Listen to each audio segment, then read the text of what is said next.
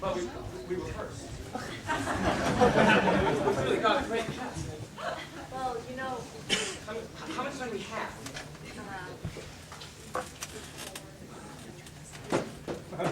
4 minutes.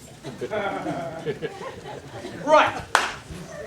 There was this Danish king sleeping in his garden all alone when his brother in his ear poured a little bit of henbane, stole his brother's crown and his money and his widow. But the dead king walked in, found his son and said, "Hey, listen, kiddo. I've been killed and it's your duty to take revenge on Claudius. Kill him quick and clean and tell the nation what a fraud he is." The king says, "Right, I'll do it, but I'll have to play it crafty so that no one will suspect me out. Let on that I'm a dafty."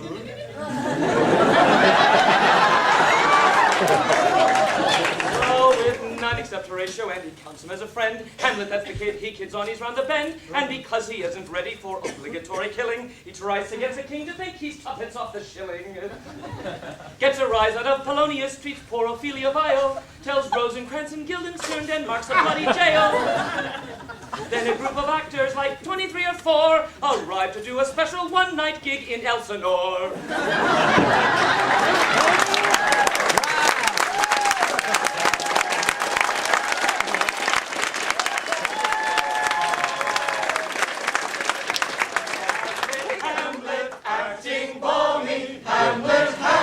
Loves his mommy, Hamlet, hesitating. Wonders if the ghost would cheat, and that is why he's waiting. So then Hamlet writes a scene for the players to enact, so Horatio and he can watch and see if Claudius cracks. The play was called The Mousetrap, not the one that's running now. And sure enough, the king walks out before the final bow. So Hamlet knows his uncle's one and gave his dad the dose. The only problem being now that Claudius knows he knows. So while Hamlet tells his mother her new husband's not a fit one, Uncle Claude puts out a contract with the English king as his man. So, right, when Hamlet sends for his necktie is the king's excuse to send him for an English hempen necktie with Rosencrantz and Guildenstern to make quite sure he got there. But Hamlet jumps the ship and puts the finger back on that pair.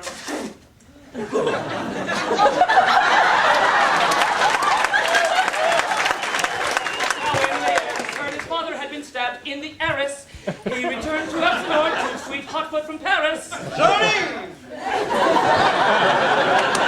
And Ophelia with her father killed by the man she wishes to marry. After saying it with flowers, she committed Harry Carey. Rosemary. Now Laertes lost his place and was demanding retribution. So the king says, "Keep your short on, I'll provide you a solution." So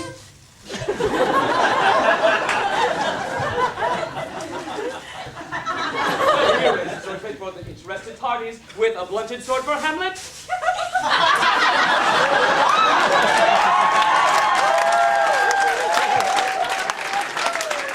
And a sharp one for Laertes.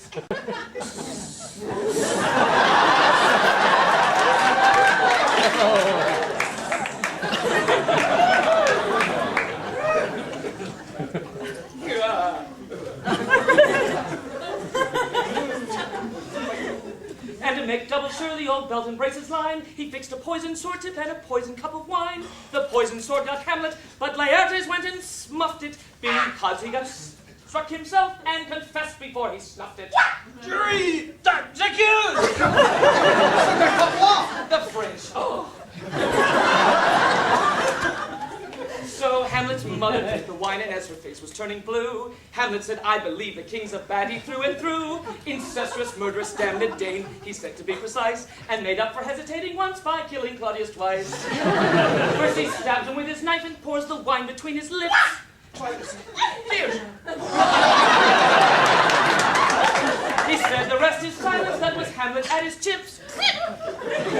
They fired a volley over him that rocked the topmost rafter, and Fortinbras, the deep in Danes, lived happy ever after.